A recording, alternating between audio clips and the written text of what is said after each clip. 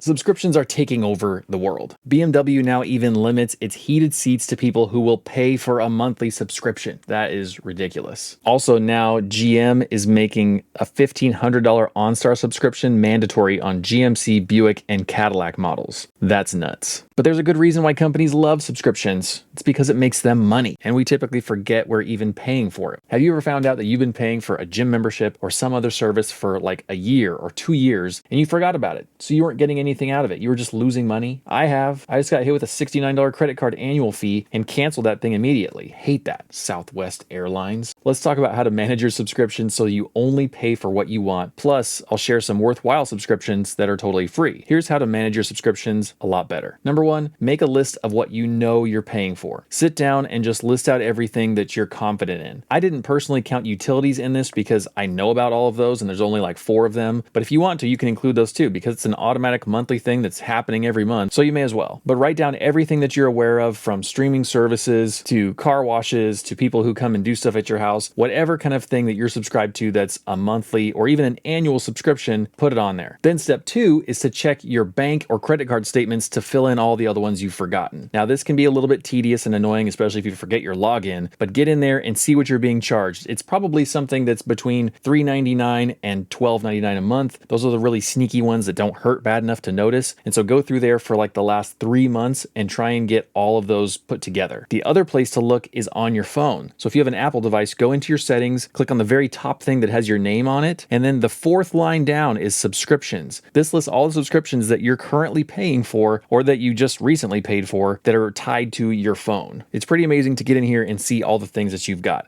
I've got camera apps, I've got extra photo storage, I've got an editing service, I've got a communication app, I've got another camera app, I've got some goofy Instagram carousel maker, which I shouldn't have ever bought. I've got Skillshare, which I actually really like. If you don't already have a Skillshare membership, I think it's pretty good. I pay for Strava because I'm a nerd and I like to run. And of course, YouTube Premium, because ain't nobody got time for ads. Okay, step 3, now that you have your full list of everything because you've checked your statements, you've written down everything you can remember, you've checked your phone, you've asked anybody else in your house, now you've got your full list. Decide if any of those are worth canceling. If you're like me and that list has suddenly become a lot longer than you thought it would be, I imagine you have some stuff that's worth canceling. And that's what step 4 is. Cancel those parasites. If you aren't getting value out of it, get it out of your life. Even if it's only going to amount to like $20 a month in savings, you can invest that money. Over the course of many, many years, if you invest $20 more a month, you will have a lot more money, especially if you're not getting value out of the thing, or if it's taking away time from you, if it's actually removing value from your life because you're just watching TV or doing something else instead.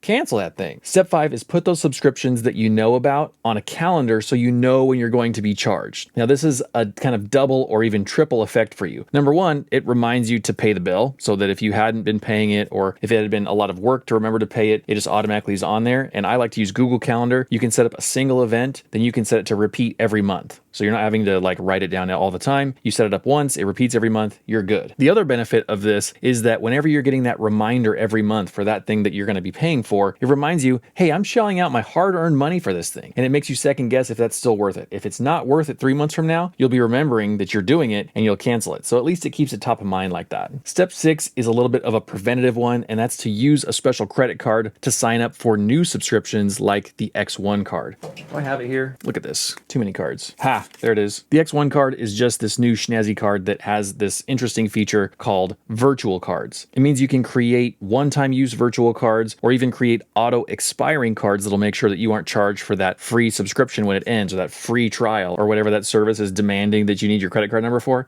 This way you create a virtual card so it just blows up. It's like a self-destruct card after whatever the parameter is that you put into it. You could have it self-destruct after one purchase. You could have it self-destruct after a certain amount of time. It's really, really cool. The problem with this thing is it's not easy to get because they're limiting the number of people who can apply. So you either have to get on a waiting list or you have to use someone else's referral card. I made a video all about it that's linked in the description, but my sign-up codes have all been used, fair warning. The other thing that you can do before you sign up for another subscription is to use a specific tool like this new one I just found out about called ScribeUp. And what that does is it intercepts subscriptions before you have to pay for them. Free trials are just a minefield and I kind of hate them. And so ScribeUp is this really interesting thing. What you do is you add this Chrome extension to your browser and you're able to link kind of your subscriptions through ScribeUp before they get to you. And so it does something kind of similar to this card in that it allows you to sign up for free trials without using your credit card. So when you don't have virtual cards to put on the hook, it allows you to put fake cards on the hook, if you will. I mean,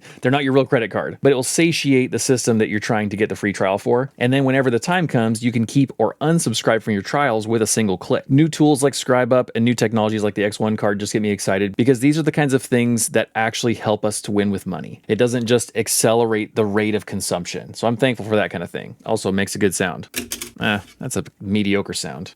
Metal. Pure stainless steel. A few free subscriptions that are actually good and actually worth your time are number one, my YouTube channel. Hello and welcome. Number two, a morning brew newsletter. I always have this link in the description and a few people have signed up for it, but it's a totally free subscription. I've never once been like solicited to give them money, and it just gives you sort of daily investing and business news. I find that this is like the only format that I really want to ingest any kind of news in because it's short, it's sweet, it's lighthearted, and it's really easy to find because it just goes to your inbox. If you don't like it, you unsubscribe. I've done that because I've had it on a couple different email accounts. They actually take your unsubscription and they do it. I really like Morning Brew. Another free newsletter that may be worth your time is mine. I just started one like 2 weeks ago, and I think it's a really interesting thing. I enjoy writing, and so for me, this is a medium that I can really get behind. Unlike Morning Brew, I'm not going to send one out every morning because that would be a crazy amount of work. I'm thinking right now something like 1 or 2 per month, totally free, forever for free, and it's meant to be for people who just want more from me. I typically only put up like 1 or 2 videos a week at the very, very most, but I'm reading 4 to 10 books per month. So the best ones will be mentioned there on the newsletter. If I read some amazing article or blog post or something else like that, it'll be included in there. Any new and awesome tools for managing your money, any important life lessons, or whatever might prove helpful for you will be included in there. Plus, there may be some sneak peeks in there about like future things from me. So if you want another totally for free newsletter that will not blow up your inbox, mine is called Money Mountain. Check it out in the first comment that's pinned below under my name, not a scammer name. Look for Brendan Evan and ignore any other mentions of expert traders and insane returns.